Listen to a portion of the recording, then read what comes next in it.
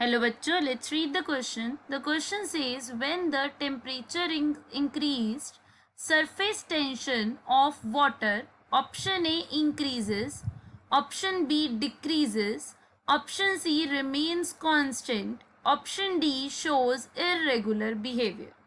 So, the key concept that we will be doing in this question is surface tension. सबसे पहले तो बच्चों हम ये समझते हैं कि सरफेस टेंशन हम किसे कहते हैं. Suppose I have a beaker which is filled with water. अब यहाँ पे कुछ वाटर के H2O मॉलिक्यूल्स होंगे जो मेरे वाटर के अंदर होंगे. सपोज एक ये H2O मॉलिक्यूल है जो वाटर के अंदर है और एक ये H2O मॉलिक्यूल है जो वाटर के सरफेस पर है. अब जो वाटर के मॉलिक्यूल्स हैं इनके बीच में आपस में क्या है, फोर्सेस ऑफ अट्रैक्शन होंगी. जो मेरा वाटर में बल्क के अंदर वाटर मॉलिक्यूल है इसको फोर्स ऑफ अट्रैक्शन हर जगह से मिलेगी. From every side it is being attracted. ठीक है. अब बिकॉज ये हर साइड से अट्रैक्ट हो रहा है so that is why it's net force becomes zero because her side same water molecules है, सेम काइंड ऑफ अट्रैक्शन है, सो नेट फोर्स इस पे जीरो हो जाती है.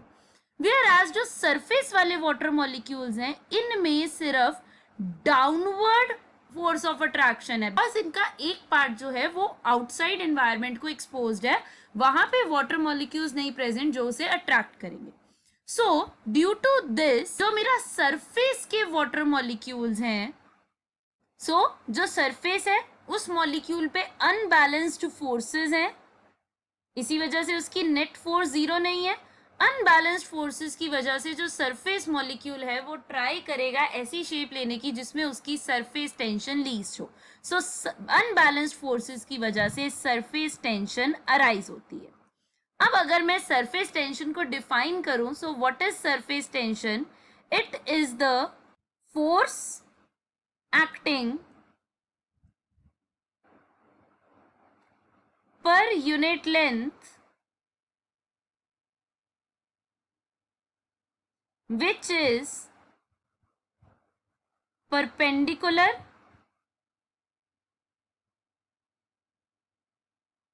to the surface of liquid. अब मैंने बताया कि ये जो है पर यूनिट लेंथ जो फोर्स एक्ट कर रही है उसको हमने सरफेस टेंशन कह दिया. अब मेरे जो वाटर मॉलिक्यूल्स हैं इसको इनवर्ड फोर्स ऑफ अट्रैक्शन है. जितनी ज्यादा फोर्स ऑफ अट्रैक्शन होगी उतनी ही ज्यादा सरफेस टेंशन होगी. Now what happens when temperature is increased? जब हम टेम्परेचर इंक्रीज कर देते हैं मेरे जो लिक्विड के मॉलिक्यूल्स हैं उनकी काइनेटिक एनर्जी इंक्रीज हो जाती है. Kinetic energy of liquid molecules increase because मेरे मॉलिक्यूल्स की काइनेटिक एनर्जी इंक्रीज हो जाती है. सो उसके कारण the forces of attraction between molecules decrease. Because मेरी फोर्सेस ऑफ अट्रैक्शन डिक्रीज हो जाएंगी, मेरे मॉलिक्यूल जो सरफेस वाले हैं उन पे अनबैलेंस्ड फोर्सेस भी कम हो जाएंगी. So means the surface tension also decreases. So the correct answer to the question is option B, decreases. I hope you all understood it well. Best of luck.